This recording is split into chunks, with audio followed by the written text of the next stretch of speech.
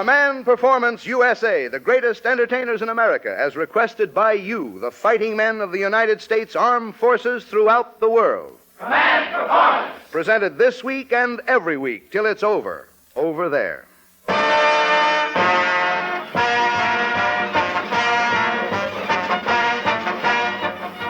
Get on the beam there, men. Here comes your personal radio show, Command Performance. Our opening letter is from Seaman First Class BRJ on a battleship somewhere in the South Pacific. He says, Dear Command Performance, maybe I'm just an old deck swabber, but I've got a lot of young ideas.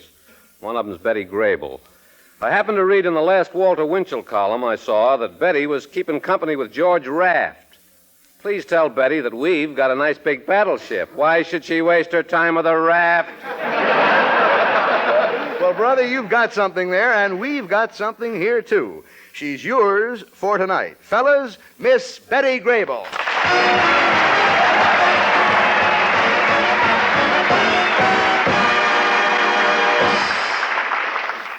Thank you, Paul Douglas, and hello there, fellas. I told Mama not to wait up tonight because I'm going out shortwave. I'm going out with all the fighting men in Uncle Sam's Army, Navy, Marines, and Coast Guard. And that's just about the biggest blind date any girl ever had. And I don't mind telling you, boys, that I'm carrying the torch for you. And so is that lady in the harbor back in New York. The studio here is so full of stars we could almost get along without lights, so I'd better start answering your commands. First, a salute to the boys of Unit 855, United States Marine Corps. The address is a military secret, but the letter is signed by M.D.G. Jr., who hails from Culpeper, Virginia. For him and his gang, we proudly present Miss Judy Canova. Hiya, Betty. Hello, boys everywhere. Here's a song from me to you, and I hope you like it. I had a feller courting me for quite a spell, mid simple life of country folk. Now when he told me that he wanted to go away, my little heart hit almost the roof. I said, you know it's true, I love you best of all, so honey, don't you go away. Now just as he went to go, it grieved my heart, and so these words he heard me say. Darn, that's pretty. Some of these days, you're gonna miss me, honey. Oh, some of these days, you're gonna feel so lonely. You'll miss my hug, you'll miss my kissing, you'll miss me, honey. When you go, feel lonely, lonely.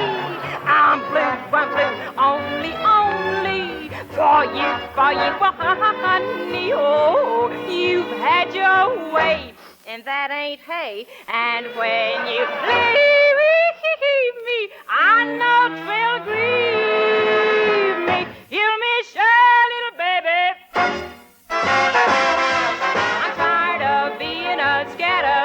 I'm gonna find myself a ball and chain, and when I do, you gonna miss me.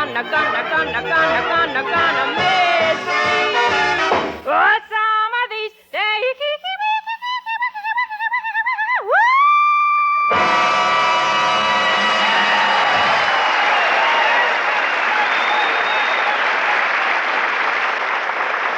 Thank you, Judy Canova. That was swell.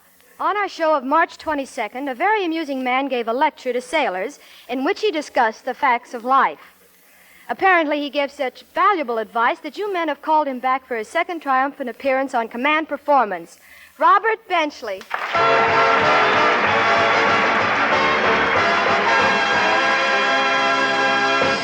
Thank you, Miss Grable. This is a little talk that I'm going to deliver tomorrow to a group of young women about to enter a short course in nursing. I just want to see what you think of it. I don't know. I may tear the whole thing up anyway. Young ladies, I'm going to say, if I say anything. Young ladies, I am happy to speak a few words of cheer to you on this your day of matriculation. Perhaps I shouldn't even have said that. Perhaps I shouldn't have started the talk at all. If you can't say a word like matriculation without... Well, anyway, I do feel, however, that a word or two of warning may not be out of place from an old man who has been very close to several nurses and vice versa. I like to think of us all as just one big family, don't you? It's nice to hear. First, there comes the problem of bathing in bed. I mean, of course, bathing the patient in bed.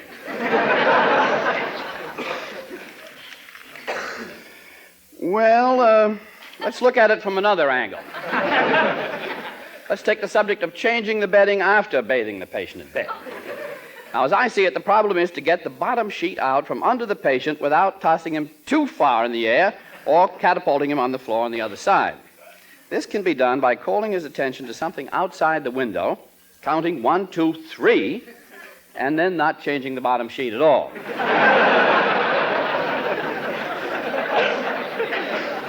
He won't know the difference in a couple of minutes anyway, so...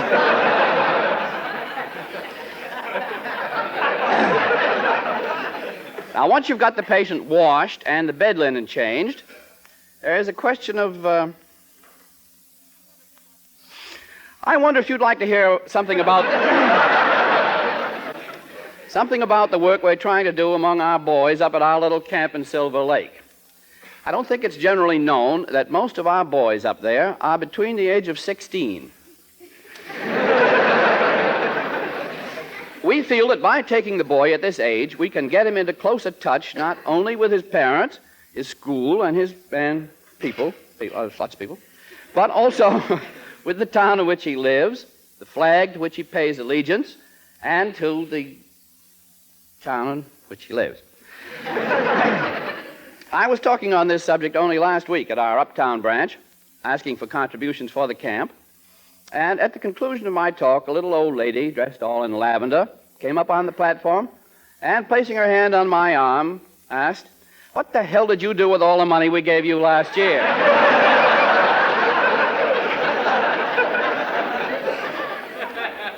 Well, I just laughed and pushed her off the platform.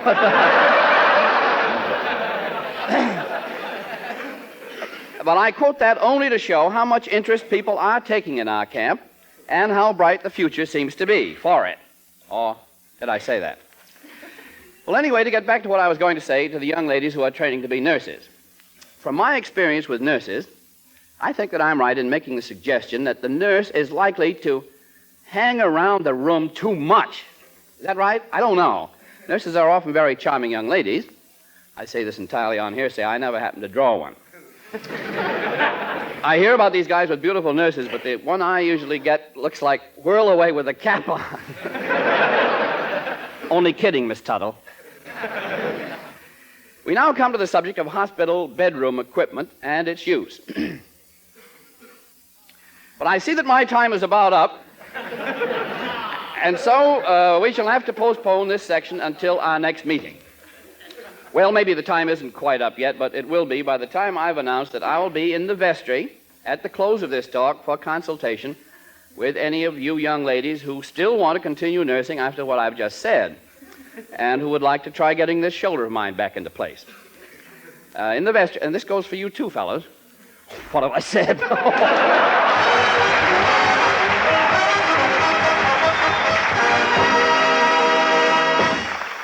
Thank you very much, Bob Benchley. And now for 2 sergeants and 8 privates in the field artillery, APO 957, somewhere in the Pacific area, Command Performance presents the world's greatest trumpet player, Harry James and his music makers.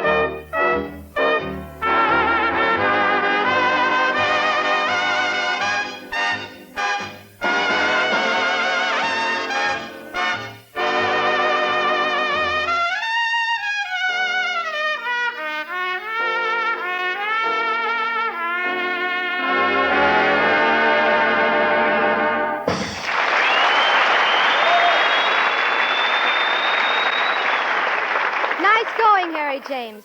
And now, fellas, the 1942 Kentucky Derby, described and recorded for you at the track in Louisville by Clem McCarthy. 68th Kentucky Derby, and what a great one she's going to be. Looks like anybody's horse race. Look out now. Can't make any comments or waste any words, because they're going to spring that bell in just 1 second. Ready, gentlemen, ready. Behave, Sir War, behave. Don't try it. Don't try it. Dog Patch is quiet for the moment. Somebody's got his head turned slightly, isn't it? It's Al Sabb. He's not ready.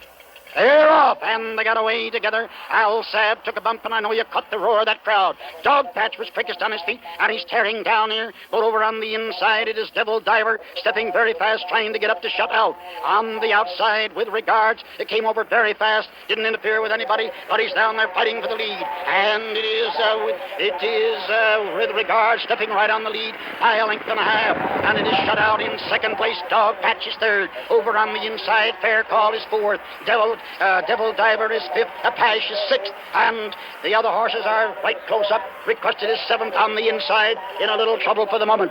With regards is stepping right on the lead now, galloping very easily in Johnny Longdon's hands, 2.5 lengths on the lead. And going up very fast on the outside now is Dog Patch making a move, and on the still farther outside is Boot and Spur making a challenge. Down that back stretch, it is still with regards by a length and a half. Now Dog Patch is dropping back slightly. Sir War is moved up on the outside, is in a good position, and Valdina Orphan has gotten into contention and is going up into second place now. And it is shut out in third place. Around that turn, it is Valdina Orphan challenging for the lead with regards, but with regards has got something left. He is answering the challenge. He is a length in lead. Valdina Orphan is at him hard. Shutout is driving hard. Devil Diver is driving hard. Dog Patch is tiring, and here comes Sir War on the inside. And on the outside, moving up from seventh place, comes Al Sabb. Now in third place, Valdina Orphan has challenged the lead. With regards, Al Sabb coming on the outside is making a bold challenge. And Shutout is coming again. Shutout is driving hard. It's anybody's horse race. 4 of them fighting it out. Jockeys all driving. It's a question whether it's going to be Shutout or Al Sabb. Shutout is pulling away now. He's a length and a half, bearing out. He's a tired horse, but he's gained. He's 2 lengths in front. It's Shutout is home the winner, going to win the race by 2.5 lengths, with, I think, Al Sabb second in a photo finish. Valdina Orphan was third. With regards was fourth. First Fiddle was fifth. Devil Diver was sixth. For Fair Call was seventh.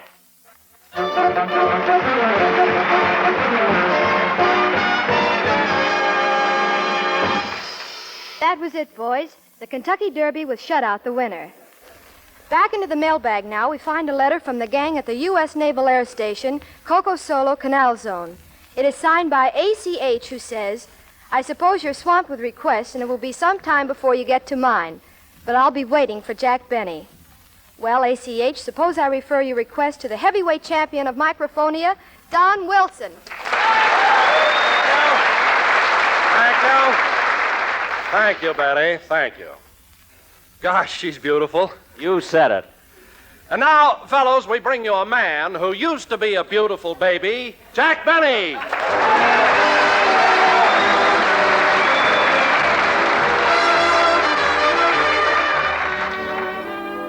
Say, Don, when I smiled at Harry James, did you see how worried Phil Harris looked?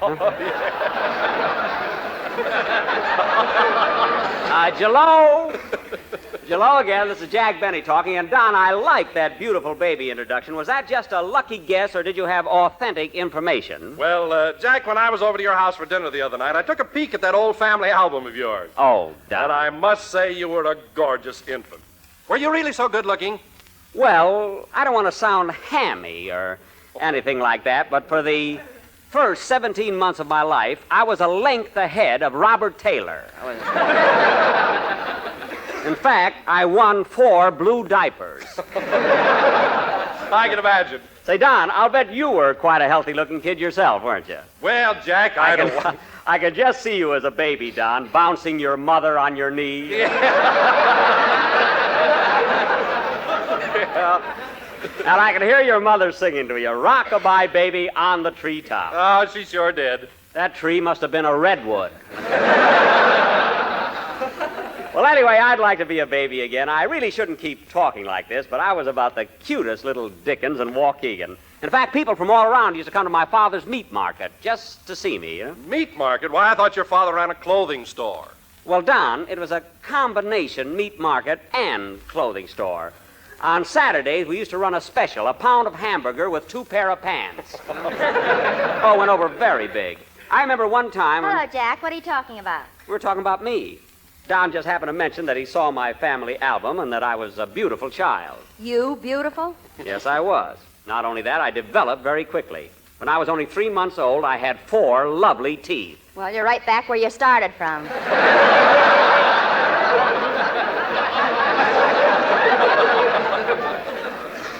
We should get laughs like that on our own show. Always kills me. Now listen, Mary, I have a full set of teeth right now. And with the exception of a little argument I had with a cab driver in Toledo, they're all my own. Then what's that price tag doing on the 3rd molar? Don't be funny. Say, Jack, did I hear you say that you had an argument with a cab driver in Toledo? Yes, but of course that was years ago. Well, what was the fight all about? Oh, nothing. He just happened to say something I didn't like, and he hit me.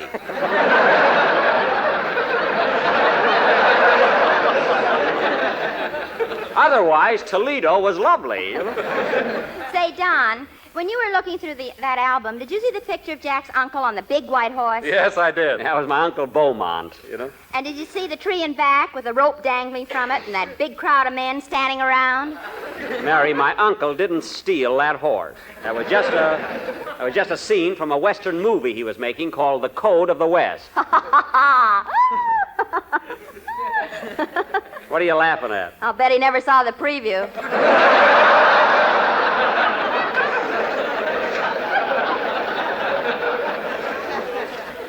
He did, and he was a fine actor. Say, Mr. Benny. Oh, hello. Hello, Dennis. I didn't see you. Oh, I was around here. I heard you telling everybody what a beautiful baby you were. Well, Don brought up the subject. I never mentioned it. Have you got any cute baby pictures, Dennis? None where I'm facing the camera. Oh. You know, Mr. Benny, I wasn't a very pretty kid, but I was as smart as a whip. Smart, eh? I'll bet you were. All right, you can laugh, but when I was 12 years old, I recited the Gettysburg Address. At 12? What's clever about that? Could Lincoln do it?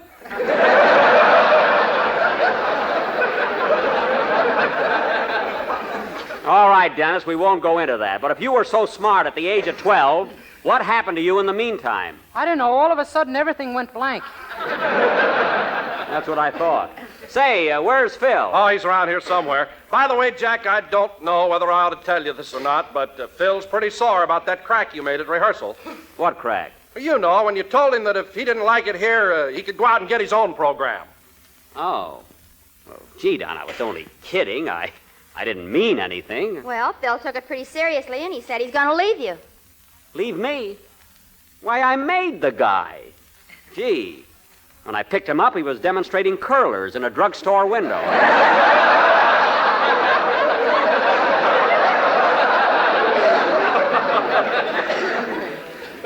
Say, Mary, did Phil say anything to you about this wild scheme of his? Well, yes and no.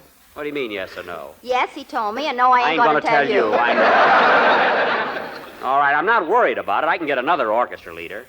Matter with Harry James, that's bad, I suppose. Anyway, Phil ought to be loyal enough to discuss things with me before he takes any definite steps. Hey, Jack, here he comes now. Oh, yeah. Oh, hello, Phil. Hiya, Jackson. How's the boy? Jackson. You know, Phil, it's cute the way you call me that every week, you know. Say, what's this gag I hear about you getting your own program? It's not a gag. You and I have been fighting so much lately, I thought it'd be better to call it quits, that's all. Oh, that's silly. Silly nothing. You're just tough to get along with, that's all. Oh, me? Yeah, shoo. You're always flying off the handle. I am not. I'm sweet and lovable. And you're always yelling and shouting at me. Shouting at you? And you're always losing your temper. Why, you baggy-eyed ingrate, I never lose my temper, and you know it. I love you, you louse.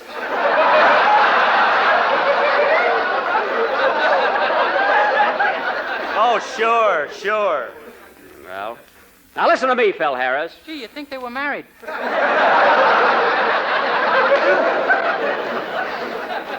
Keep out of this, Dennis. Now, look, Phil, look. I'm not begging you to stay on this program. Then get up off your knees. I'm not on my knees. Anyway, Phil, there's no use arguing about it. You can't leave me because we've got a contract. Some contract. I supply the orchestra, and when people throw money at us, I have to split it with you. Oh, how often does that happen? Maybe once in a fortnight.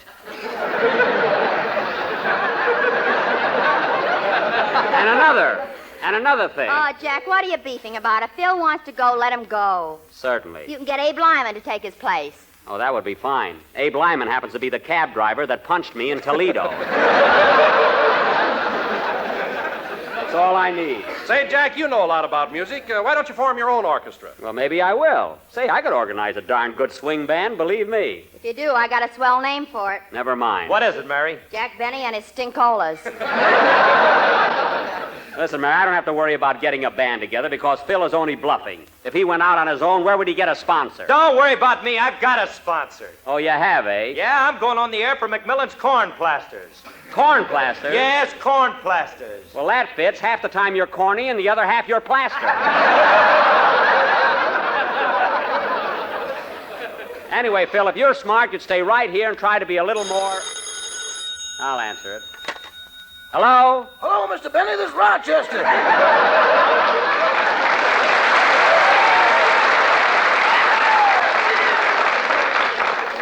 Oh, you. What do you want? Are you planning to come home for dinner tonight?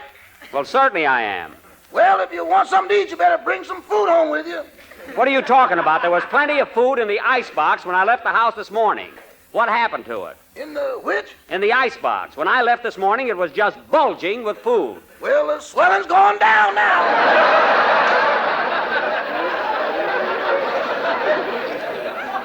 Rochester, did you throw another party this afternoon? Well, come to think of it, a few of my friends dropped in for some tea and donuts.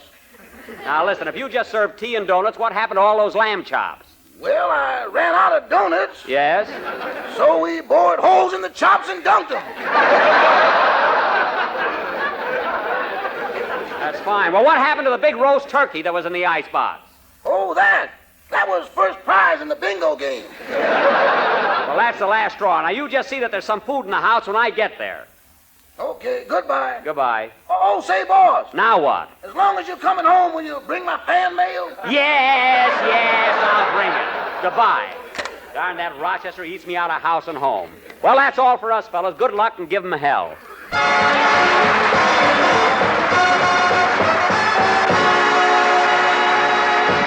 Thanks a lot, Jack Benny and Company.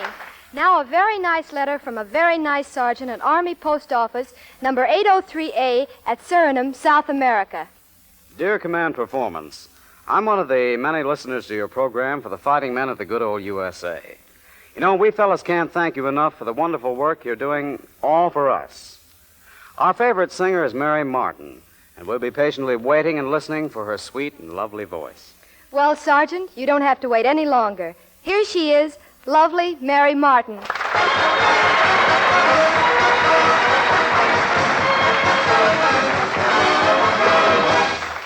Thank you, Betty, and thanks to the sergeant and all the other men in Uncle Sam's fighting forces who have invited me to appear on this program. If the Bing Crosby show is within your listening range, you've probably heard Victor Borger's Upper Language. It's a new kind of talk based on the idea that since everything is higher today, all the numbers in the words we speak should be increased by one. Wonderful becomes tooterful. To pay becomes three pay, and lieutenant becomes loot 11th, and so forth. One of our latest song hits carries out this idea. It's called My Tooterful Little Loot 11th. And with the assistance of the Music Maids and Hal and Harry James Orchestra, I'd like to sing it for you now.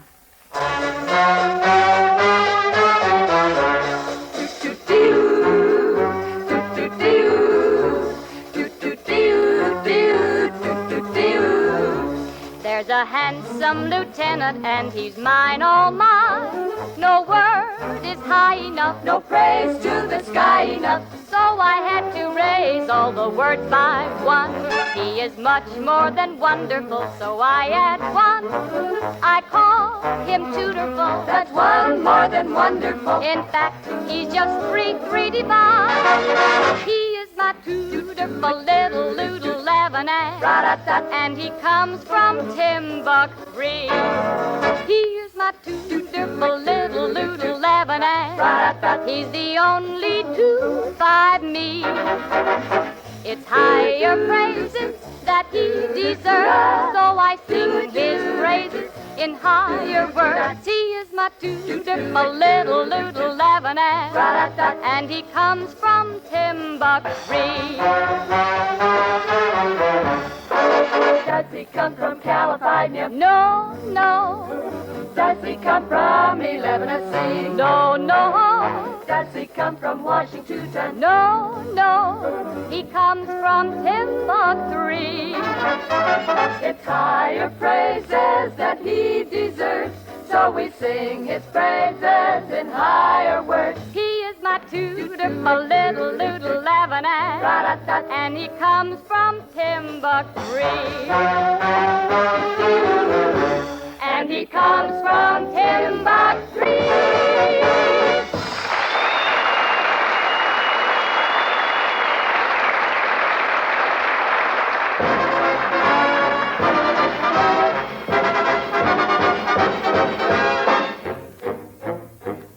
Well, fellas, Old Man Time is giving us the high sign, and it looks like my blind date with you is just about over.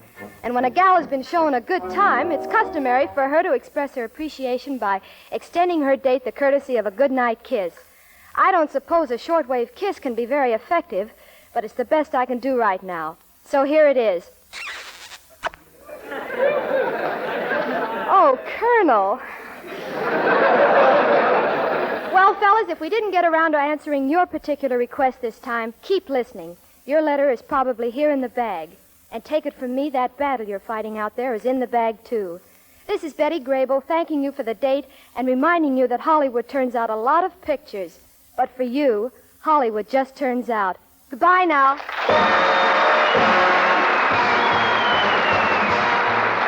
We're getting those letters, men, and they're orders to us because around here you're the GHQ. Keep on writing to the station to which you're listening, and Command Performance will fill your request. And listen, fella, for a time there, the Axis was getting pretty cocky. Right now, their worry is khaki. See you later.